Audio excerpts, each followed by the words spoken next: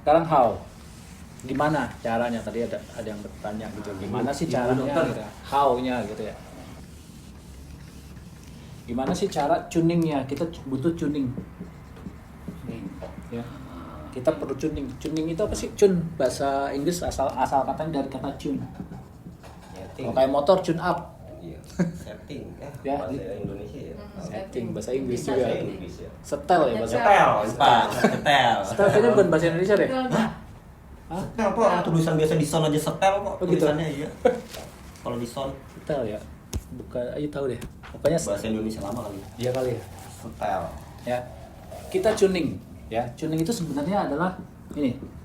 Kesadaran. Jadi kita perlu tuning kesadaran kita dengan yang pertama adalah dengan syukur. Oh. Ini yang sulit. Kenapa sulit? Wah, astagfirullahaladzim. Enggak. Ya sekarang di bawah yang sadar. Gak apa-apa, belajar. Iya. Itu lebih bagus diungkapkan. Bicara langsung. Apa? Tapi kita harus sadar kok iya kayak ibu mengucap bahwa sadar. Bayangkan Gitu. saya refleks juga teman-teman. Soalnya saya udah kadang udah nggak pakai kata sulit. Iya. Kecuali pas lagi ini nih. Karena kita di sini kemarin udah belajar Iya. membuang kata sulit. Atau kalau di rumah tuh kita ban kata-kata sulit, susah gitu. Susah. Boleh kita ajarin ke anak-anak ya. Harus boleh. juga. Harus sih ada syaratnya ya. Jadi kalau anak-anak juga harus. kita suruh tulis di kertas sulit, susah, buang ke tempat sampah atau dibakar. Diganti dengan challenging, menantang. Nah, ini menantang ya. Ya menantang banyak. Challenging. Udah dapat tempat sampah, Tempat sampahnya masih di rumah. Masih di rumah. Iya, Belum plastiknya dikasih- belum dia. belum dikasih simbol ya? Ini nggak ngambil nih. Oh, bukan simbol. Ya itu panggilan kerennya Pak. Panggilan ke Freddy Perisa lain. Oh, namanya Edi Mulyadi. Oh, panggilannya Freddy. Oh, gitu. Bang Ganteng. Ya, jadi cara pertama yang paling mudah dan sederhana Ya. kita adalah sadari dengan syukur. Semua hal kita bisa mulai dari syukur yang paling mikro. Syukur yang paling mikro apa sih? Sederhananya nih, nafas, minum air putih, gini nih, Silakan. yang bersyukur. Halus. Tapi dicontohin ya. Kan ini praktek. Ya, air putih yang masuk membasahi lidah, tenggorokan, dan diserap oleh tubuh. Coba tuh kalau kita syukuri satu proses kecil sederhana aja dari air minum. Kita meminum air putih, nafas kita, hirupan oksigen kita masuk ke paru-paru gitu. Minum kopi tegukan pertama, coba kalau minum kopi 1 galon langsung juga nggak enak, ya kan?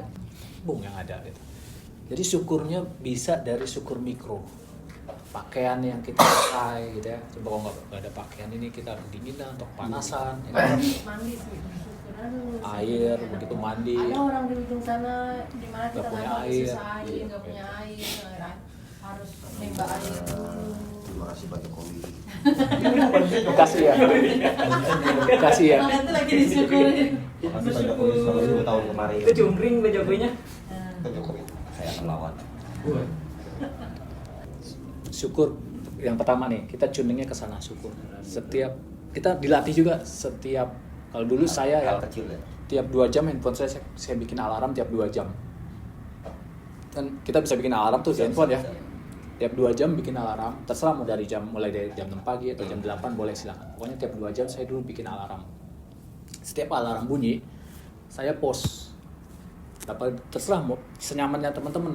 Mau post 1 menit, mau post 5 menit. Gitu. Untuk apa post itu?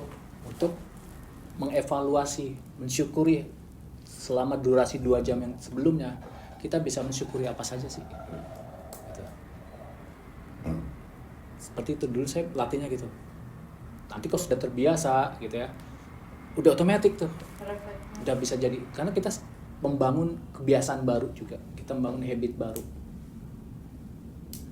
Bisa juga nanti kalau sudah dirapel pas. Rapel tuh bahasa Prancis tuh. Oh, Iya, rapel bahasa Prancis. Coba dicari. rapel. Rapel tuh bahasa Prancis.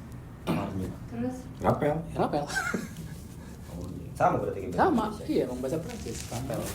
Terus tadi apa rapel? Sama malam hari sebelum kita tidur, 5 menit sebelum tidur. Kesimpulan dari kehidupan Iya, kita satu hari itu. Bersyukur apa aja. Jadi Sebelum tidur. kadang gini loh, hal yang sepele gini manusia atau pada umumnya orang luput gitu. Iya. Padahal dengan cara yang seperti itu saja bisa merubah ya, rezekinya, bisa merubah nasibnya, bisa merubah hidupnya. Percaya deh, 1000% percaya. Kalau masih nggak percaya berarti ya silakan. Di frekuensi rendah. Masih bebas deh. Karena yang saya dengar dari mentor saya gitu ya kunci cuma satu. Kamu percaya nggak sama Tuhan gitu? Pertanyaan dulu saya gitu. Percaya nggak kamu sama Tuhan? Seberapa percaya gitu? Kalau masih 100% masih kurang kan? 1000% kalau perlu 1.000.000% gitu. Jadi ya lakuin aja nih, syukur. Nafas kita gitu ya, pakaian kita gitu ya, ya anak kita misalnya udah punya anak, pasangan, orang tua yang masih ada, kita syukuri. Makanan yang enak. Gitu. Semua hal Dengan orang-orang baik. bertemu Iya, betul. cewek yang sefrekuensi gitu kan. Gitu. Dipertemukan dengan orang-orang yang baik. Gitu. Cara yang kedua yang perlu disadari yang kedua yaitu adalah kita perlu sadar tentang ikhlas. Ikhlas apapun yang sudah kita alami, ya. Jadi kita nggak hidup di masa lampau. Kadang kita masih nyangkut di masa lampau memori kita nih, gitu ya. Kalau kemarin kita telah belajar saya tabuk, saya tampar, masih ada rasa sakit gak? Kemarin gue ditampar, berarti masih ada memori, belum ikhlas, walaupun dia udah tampar balik gitu. Tapi masih ada memori. Kapan ya? Kemarin gue ditabok, tampar. Ya. Berarti belum ikhlas. Masih perlu belajar ikhlas sesungguhnya. Ikhlas sesungguhnya gimana sih? Kalau dulu guru saya ngajarin, kamu ikhlas sesungguhnya kayak kamu ke WC aja. Kayak kamu buang hajat aja. Gitu. Kamu udah keluar udah. Gak usah ditengok kan? Perlu ditengok gak? Flash aja udah, gitu kan? Seperti itu. Lupain aja gitu. Karena memang kita hidup pada waktu itu kan terus berjalan seperti ini. Kita nggak pernah hidup di kemarin. Baru saya ngomong ini udah lewat tuh, ini aja, ya kan? Kita nggak bisa mundur. Karena memang kita hidup terus, continue. Ya. Jadi ikhlaskan semua. Entah itu misalnya kita ketipu, ya kan? Udah ikhlaskan. Gitu. Itu pelajaran juga sekaligus pelajarannya apa sih yang kita dapat dari situ? Kita diminta oleh Allah belajar apa dari kejadian itu? Ya, misalnya kita ketipu, kita dalam bisnis kejeblos, gitu ya, project nggak dapat. Gitu. Pelajaran apa ya kita dapat dari situ dan Allah mau kita belajar apa dari situ? Gitu. Nah itu cara kita salah satunya untuk tuning ke frekuensi yang lebih tinggi. Dan berikutnya adalah menerima, ya, terima semuanya, accepted. Apapun yang kita punya hari ini kita syukuri, kita terima dan kita ikhlaskan. Saya ikhlas punya anak seperti ini, saya ikhlas punya pasangan seperti ini, saya ikhlas punya teman-teman seperti ini. Gitu. Walaupun misalkan ya dengan plus minusnya masing-masing gitu ya. Ya udah, ya itulah kita dari yang kita punya nih, kita diminta belajar apa nih? Allah nyuruh kita belajar apa nih dari yang kita punya, dari pasangan, dari anak, dari keluarga, dari orang tua. Gitu. Kita mau diminta belajar apa? Karena kalau kita belum bisa menerima, belum ikhlas, belum bersyukur, artinya kita masih di frekuensi ini dan kita belum belajar sesuatu. Contoh misalkan ada pasangan suami istri bercerai. Kenapa? Mungkin frekuensinya sudah berbeda. Salah satunya sudah upgrade frekuensinya, yang satu nggak mau upgrade, nggak mau belajar, ya kan? Kalau udah frekuensi beda, ya nggak nyambung kan? Gitu. Yang satu sudah belajar, dia sudah naik ke frekuensi yang lebih tinggi.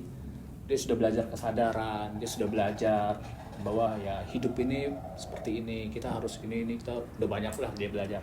Tapi pasangannya dia nggak belajar, Menerima keadaan. iya nggak nerima akhirnya gitu kan.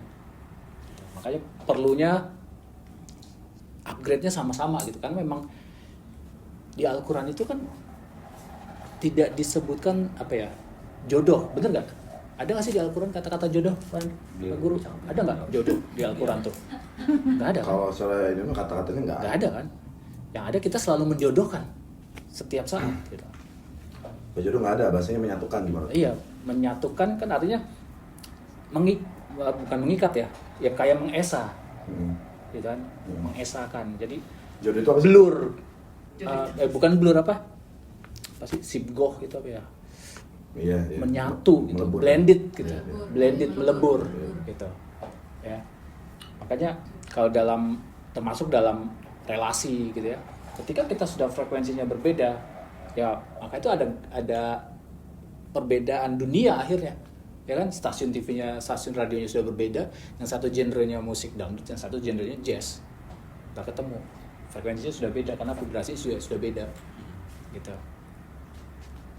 Ya, jadi sekali lagi di sini sebenarnya bukan tentang benar atau salah, yang ada beda frekuensi aja, gitu. Makanya itu kalau ada orang yang misalkan bercerai, ya mungkin karena sudah beda frekuensi. Kalau sudah beda frekuensi, beda dunia, beda pemahaman, beda paham, gitu.